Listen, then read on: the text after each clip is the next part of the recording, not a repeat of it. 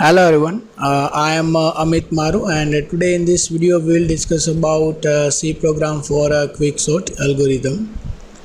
Before starting of this video, I am requesting to all please watch my video on quicksort algorithm. The link of this video is available in description of this video. So please use this link to watch the video on quicksort algorithm. In that I have given whole explanation of the algorithm with one example, and also discuss time complexity of quicksort algorithm. So again I am requesting please watch the video on quicksort, and the link of this video is available in description of this video. So watch that video first and then watch this video on C program for quicksort algorithm, so that you can easily understand how we can implement quicksort algorithm in C language. So let us start our video on C program for quicksort algorithm. Before implementing our quicksort algorithm in C language, let us first discuss basic logic of quicksort algorithm to convert list of number into ascending order. So just take one example. Suppose we have a list of number, total 8 numbers are there, like 50, 30, 10, 90, 80, 20, 40 and 70. Total 8 list of numbers are there, and the array, the index is starting from 0 to 7. Now we have to convert this list of number into ascending order by using a quicksort algorithm. So as per the quicksort algorithm, the first step is we have to consider our first element as a pivot element, and I is nothing but the index of this pivot element, so it is our 0. And we have to take another variable, for example j, it is the index of our last element. So I is the index of our first element, j is the index of our last element, and we are considering our first element as a pivot element. Now next step is move left to right until the element pointed by I is greater than the pivot element. Now we have to move from left to right, and we have to identify the number which is larger than the pivot element. Once we get a number which is larger than the pivot element, then we have to stop. So if you want to move from left to right, at that time every time we have to increase the value of I. Initially the value of I is equal to 0, so when we move from 0 to 1, at that time I will be increased by 1. Then after 1 to 2, then I will be increased by 1. Every time we have to check, we have to identify the number which is larger than the pivot element, that is 50. So when we move from 0 to 1, so the next value is 30. 30 is not larger than the 50. So move from 1 to 2, 10, so 10 is not larger than the 50. Then I move from 2 to 3, and the value is 90. 90 is larger than 50. So we have to stop here. This is the new value, new location of our I. So new location of I is equal to 3, because this value is larger than the pivot element. Right, so again I am repeating, we have to just move from left to right, and we have to identify the number which is larger than the pivot element. Once we get a number which is larger than the pivot, then we have to stop, and this is the new location of our I. Same way we have to move from right to left until the element pointed by j is less than or equal to pivot element. Now we have to move from right to left, and we have to check, we have to identify the number which is less or equal to the pivot element. So if you want to move from right to left, at that time we have to decrease the value of j. Initially the value of j is equal to 7, so the next value of j will be j minus 1 is equal to 6, and we have to check the number which is less than the pivot or not, or equal to the pivot or not. Once we get less than or is equal to pivot, then we have to stop, and this location will be the new location of our j. So just check the value of j, value on that location 7 is 70. So 70 is not less than or is equal to 50. So decrease the value of j, or we can say move right to left. Now the previous value of j is 40. 40 is less than the 50, so that the new location of j will be 6. Once we get a value which is less than or is equal to pivot, then we have to stop, and this is the new location of our j. So the new location of j is equal to 6, and new location of I is equal to 3. Now the next step is If I is less than the j, then swap for this both the value on index I and j. We have to check now the I is less than the j or not. So here the value of j is equal to 6 and value of I is equal to 3. So 6 is larger than the 3. So this condition is true. So that we have to swap this both the value 90 and 40. We have to interchange this both the value. So 40 will move here and 90 will move here. Right. So we have just interchanged both the values. Now the next step is again we have to repeat same step. We have to increase the value of I to move from right to left, and we have to decrease the value of j to move right to left. When we move from left to right, at the time we have to identify the number which is larger than the 50, and when we move from right to left, at the time we have to identify the number which is less than or is equal to 50. So just move, or we can say the increase the value of I. So our next value is 80. 80 is larger than the 50, so that the new value, new location of I will be on 80. So new value I will point to the 80.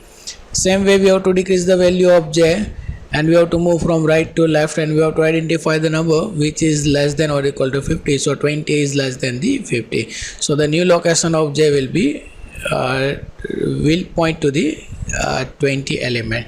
So this is our I and this is our j.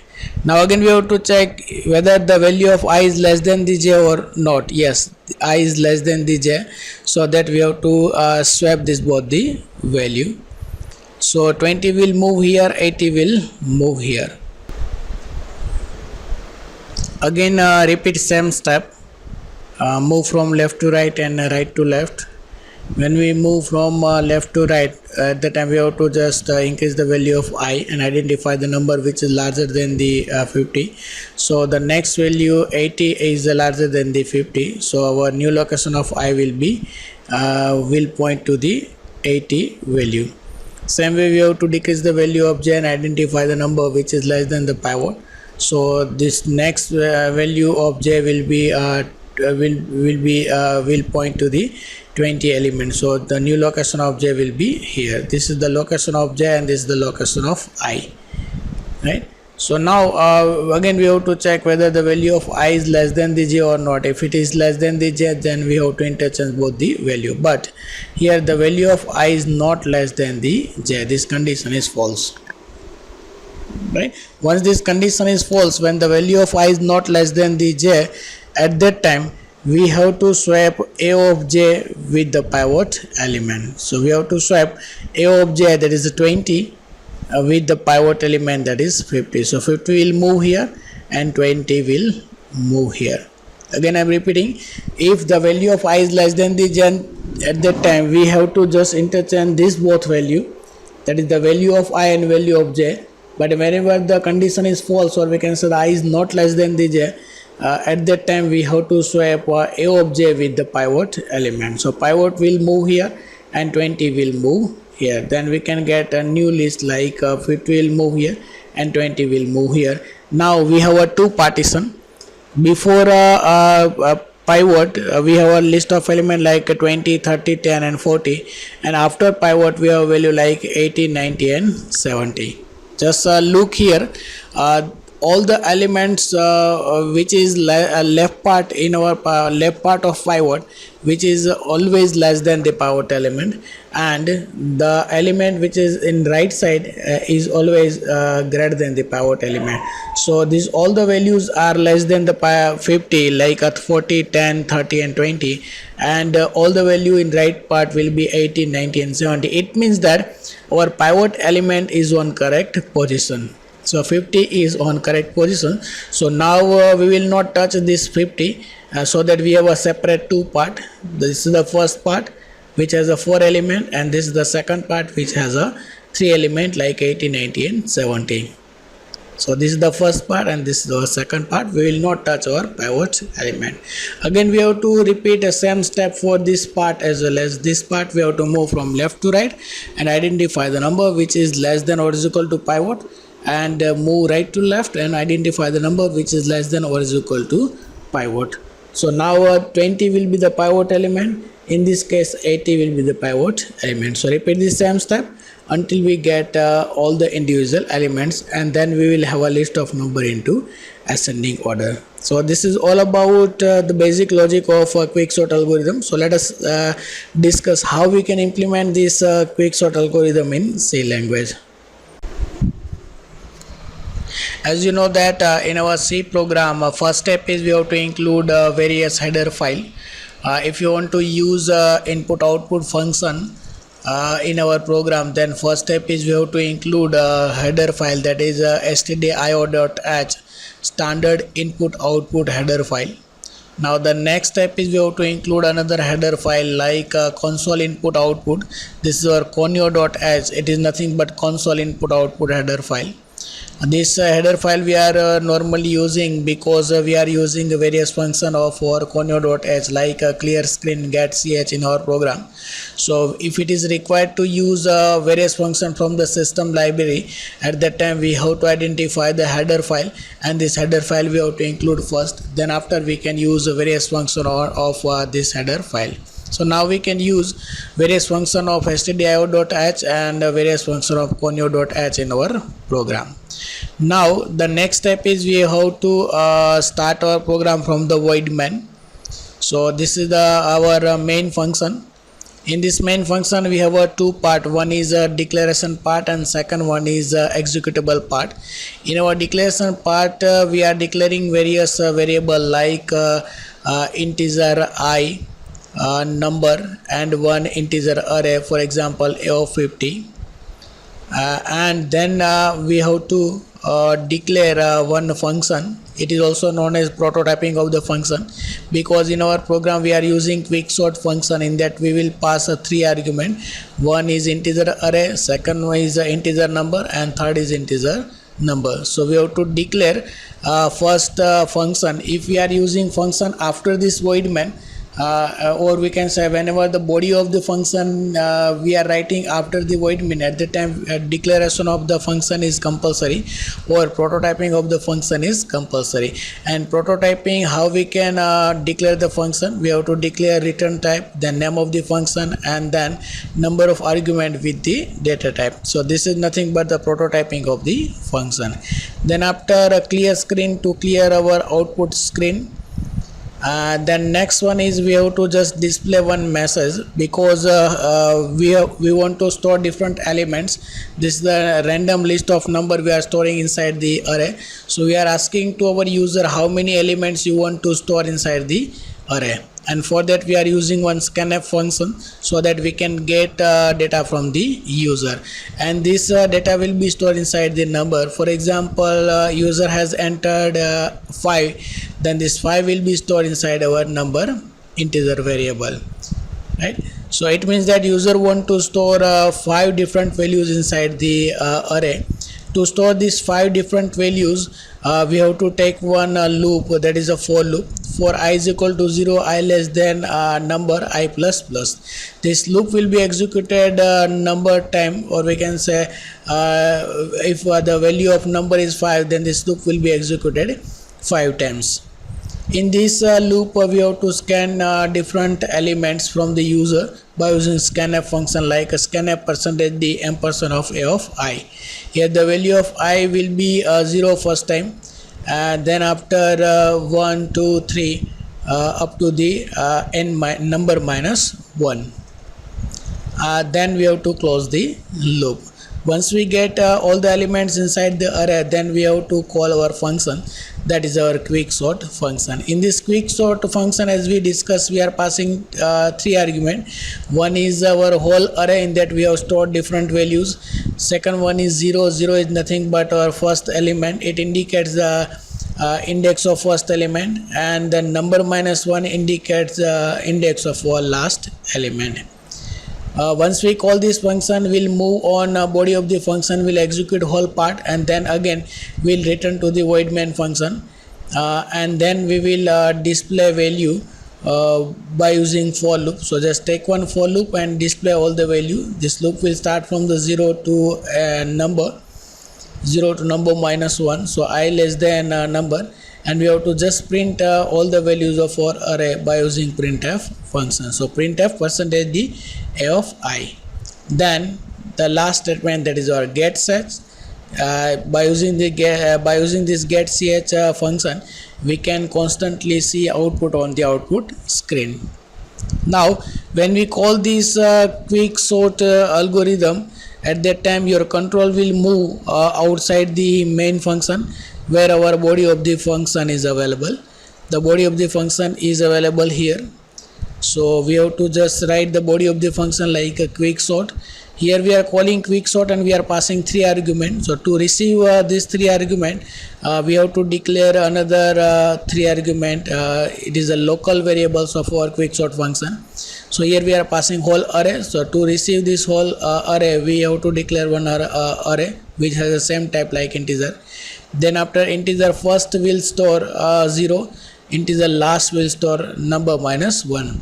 It indicates this first is nothing but the index of first element, that is 0, and last is nothing but the index of our last element, that is number minus 1. So first is the index of our first element, last is the index of our last element. Inside this quick sort, we have to declare different another local variable like I, j, pivot and temp. Now there must be at least 2 element in the list, then we can apply our quick sort logic. So that we have to put one condition that if the first less than last, it means that there must be at least 2 element in the list. If this condition is true, then we have to apply our logic of our quick sort. We have to consider our first pivot is equal to first, or we can say the first element we are considering as a pivot element. So the index of our first element we are storing inside the pivot. Then next step is we have to consider first element, index of first element is equal to I, and index of our last element is equal to j. So I point to the first element and j point to the last element. Now as we discuss, we have to move from left to right every time, and every time we have to check the condition I less than j or not. So this we have to take one loop, and in this loop we have to check condition, that is value of I must be less than the j. If it is the value of I is less than j, then we have to move from left to right and right to left. To move from left to right, we have another while loop, while a of I less than a of pivot and I less than last. This loop will be executed until the value of a of I is less than a of pivot. It means that we have to move by using I plus plus. Every time we have to move our index, we have to move from left to right, and we have to identify the number which is larger than the pivot. Once we get a value which is larger than the pivot element, at that time this loop will be break, and we will get the last value, or we can say the new value of index I. Then after we have to move from right to left, so that we have to take another loop, while loop, that is while a of j greater than or is equal to a of pivot and j greater than first. So we have to move from right to left. Every time we have to decrease the value of j, so that j minus minus, right, until we get a value which is j less than first, right. Then after we have to stop our while loop, and we have to identify the number which is less than or is equal to pivot element. So this both loop basically used to move from left to right. This is our first while loop to move from left to right and to identify the number which is less than the which is greater than the pivot. And this second loop will move from right to left and will decrease the value of j every time, and will identify the number which is less than or is equal to the pivot. Once we get this both the number, then we have to check the value of I is less than the j or not. If the value of I is less than the j, then we have to perform a swapping, or we can say interchange between these two number, the number which is available on ith location and the number which is available on jth location. So we have to perform swapping between these two number by using third variable. Just take one third variable, temporary variable temp of a of I, just store a value of a of I temporary in our temp variable, then move a of I is equal to a of j, and last we have to move a of j is equal to temp. It is nothing but the interchange between two number a of I and a of j. So just move the value of a of I with a of just interchange the value of a of I and a of j. Then we have to stop our loop, and this loop will be executed until the value of I is less than the j. Once the value of I is not less than the j, then as we discussed, we have to swap our pivot element with the jth element. So we have to again interchange the value by using third variable temp variable. So temp is equal to a of pivot, the value of pivot we are storing inside the temporary variable. Then after a of pivot is equal to a of j, we are just swapping two number a of j with a of pivot. So we are storing value a of j on pivot element, or we can say on the location where our pivot is available, and then we have to move temporary value in that we already store a of pivot, and we have to move inside the a of j. This is nothing but the swapping between two number, that is pivot with a of j. Before the pivot element we have a list of number which is less than the pivot, and after the pivot we will have a list of number which is greater than the pivot element. So we have a separate two partition now, and for both the partition we are calling same function again, and recursively we call the function call itself is known as recursion. So we are calling same function again by passing both the parts, the first part starting from first to j minus 1, and the second part we are passing by using j plus 1 to the last, right? So this is the first element of our first part, and j minus 1 is the last element of our first part. Same way, j plus 1 is the first element of our second part, and last is the last element of our second part. For this both the part we are calling same function again, and this function recursively call until we get separate element. Once we get all the elements separate, it means that once we find the appropriate position of all the pivot elements of our list, then we will have a list of number into ascending order. This is the basic logic how we can convert list of number into this ascending or descending order by using quicksort algorithm. By using a master theorem we can find time complexity of quicksort algorithm. So the time complexity of our quicksort algorithm is T of n is equal to order of n log n. So please watch my video on quicksort. In that I have given brief idea about how we can find time complexity of quicksort algorithm. So this is all about how we can implement our quicksort algorithm in our C language. So thank you very much.